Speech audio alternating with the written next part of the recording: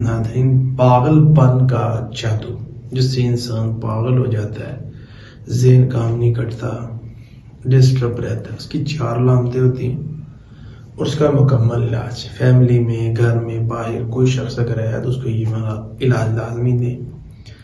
خود سے بندہ باتیں کرنا شروع کر دیتا ہے، یہ پاگل پن والا جادو۔ نمبر 2 پر آوازیں آنا، اس کو جو ہے وہ آوازیں آنا شروع ہو جاتی ہیں۔ نمبر 3 پہ شدید غصہ آتا ہے۔ نمبر 4 پر بہت تھوڑی نیند آتی ہے اس کو۔ ناظرین، سورہ جن روزانہ پڑھے، وہ آپ پڑھ کے دیکھیں، کچھ نہیں ہوگا۔ آیت الکرسی پڑھیں، سورہ جن شروع کر دیں، قرآن ہے، اللہ پہ بھروسہ کریں، اس کو پڑھیں۔ آیت الکرسی 11 بار، اس کے ساتھ سورہ بقرہ لازمی پڑھیں۔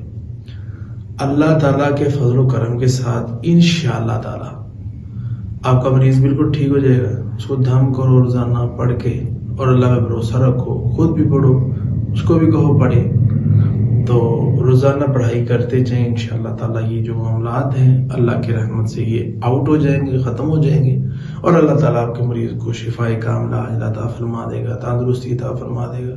ذہنی طور پہ جو ڈسٹرب رہتا ہے ہر وقت، اس کے مسائل جو ہیں وہ حل ہو جائیں گے، اور اللہ تعالیٰ اس کے پاگل پن کو دور فرما